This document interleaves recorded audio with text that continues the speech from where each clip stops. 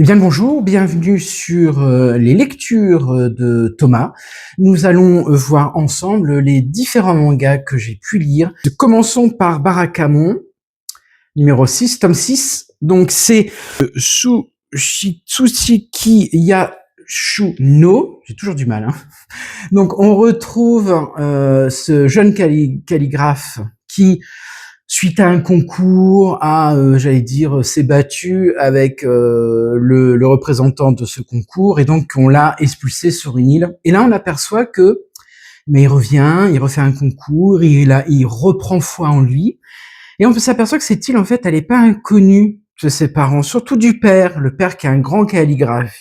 Donc, en fait, le père a été aussi adolescent, a été sur cette île. Et là, donc, les habitants de l'île s'attendent à son retour parce qu'il manque aux gamins, parce que bien sûr, il s'est fait copain avec tous les gamins de l'île, et notamment la petite gamine qui est très marrante, qui fait des pièges, etc., qui le mène en bateau. Et donc, c'est toujours aussi amusant. Il y a des moments qui sont sympas. Et puis, voilà, il y a un peu, je dirais pas longueur, mais il y a un petit peu, il faut que l'histoire se mette en route sur certains moments. Et donc, ça prend un petit peu plus de temps. C'est toujours aussi marrant. Regardez, c'est lui. Voilà, c'est top. Et franchement, je me suis bien amusé sur ce 6e édition. Donc, vous en avez pour l'instant 19. Alors, il a été dit que la série allait s'arrêter, mais elle continue. On sait plus trop. Une édition par an. Bon, bref, c'est un peu l'angoisse pour les collectionneurs. Et merci donc à ma collègue Manon qui me prête toujours ses Barakamon. Et c'est toujours un réel plaisir de lire ce manga et cette série, édité bien sûr chez Kyun. Donc, Barakamon, numéro 6, édité chez Kyun.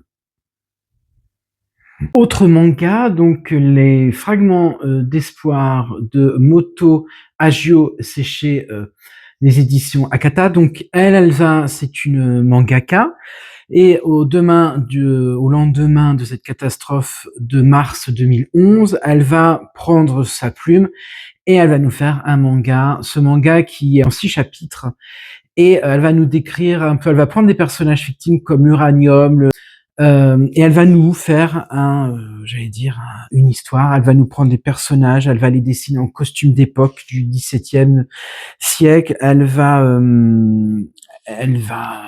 nous décrire comme ça. C'est très joli en plus. Des petites histoires, des petites scénettes qui vont bien sûr évoquer ce 11 mars 2011. À la fois le tsunami, le tremblement de terre, et puis l'explosion de la centrale nucléaire. Et elle va axer ces histoires là-dessus. C'est de très très belles histoires. Le dessin est magnifique. J'essaie de trouver un dessin comme à chaque fois. Le dessin est magnifique. Et tout est dessiné. Les histoires sont bien tournées. On comprend aisément. Et j'adore. Voilà, vous voyez, regardez la beauté du dessin. Beauté du dessin, incroyable. Franchement, donc 6 scénettes qui nous racontent l'après. On a vraiment de très très belles images. Alors bien sûr, il y a des choses tristes. Bien sûr, il y a un peu de face à la catastrophe nucléaire, naturelle et après nucléaire. Il y a comme beaucoup de choses à dire. Et elle s'en est inspirée. Elle a fait ça poétiquement, petit cours d'histoire, et j'ai beaucoup aimé. Alors la dernière histoire est sans parole et ça ressemble un peu à des images de cinéma. Franchement, très très beau. J'ai beaucoup aimé. Voilà, regardez. Alors bien sûr, si vous voulez en savoir plus sur les fiches techniques, vous allez sur Instagram, vous avez dans le short, dans le réel, vous avez directement le résumé et ma conclusion, et vous avez aussi sur YouTube également mes shorts également, mais aussi mes petits posts où je mets vraiment ce que j'ai pensé, le résumé et ce que j'ai pensé de ce manga. Pour les autres, et bien sûr toutes les autres lectures, c'est la même chose. Donc, Fragment d'espoir de Moto Hagio, c'est 2 éditions Akata. Donc, le manga Bota Bota, donc édité chez Kyun de Paru Itagaki. Donc, c'est une jeune femme, ça nous raconte la vie d'une jeune femme qui s'appelle Mako.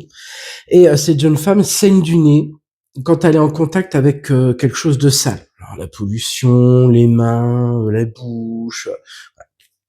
Et là, donc, ça nous décrit, en fait, cette jeune femme, qu'est-ce qu'elle veut, c'est avoir un copain. Et donc, elle va tout faire, au-delà de ses possibilités, pour avoir un copain et aussi pour avoir une relation plus intime avec des hommes. Et là, ça nous traduit comme ça cette histoire qui est assez. Au départ, c'est un postulat, donc tu sais le monde du nez, et puis au fin de compte, on va s'apercevoir que il n'y a pas que ça qui se cache derrière. Il y a la vie d'une femme, il y a comment appréhender l'autre, comment appréhender la saleté supposée qu'elle s'est faite depuis l'enfance. On verra quels sont le départ de ce traumatisme. Franchement, c'est très bien écrit, c'est très bien dessiné. Je vous en montrer quelques planches. Voilà. C'est très très bien fait. Donc c'est elle, hein, la fille en question. Alors il y a un peu de nu, faut comme le dire. Hein. Il y a un peu de nu, mais sinon c'est super bien dessiné. Il y a plein de détails.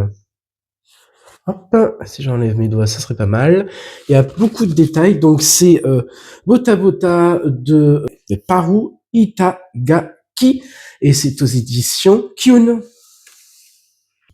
Eh bien, merci de m'avoir suivi. Je vous souhaite un très bon mois de mars, de belles lectures, de belles balades. Le soleil commence à pointer son nez, la végétation commence à émerger. Eh bien, très très bon mois à tous et à bientôt.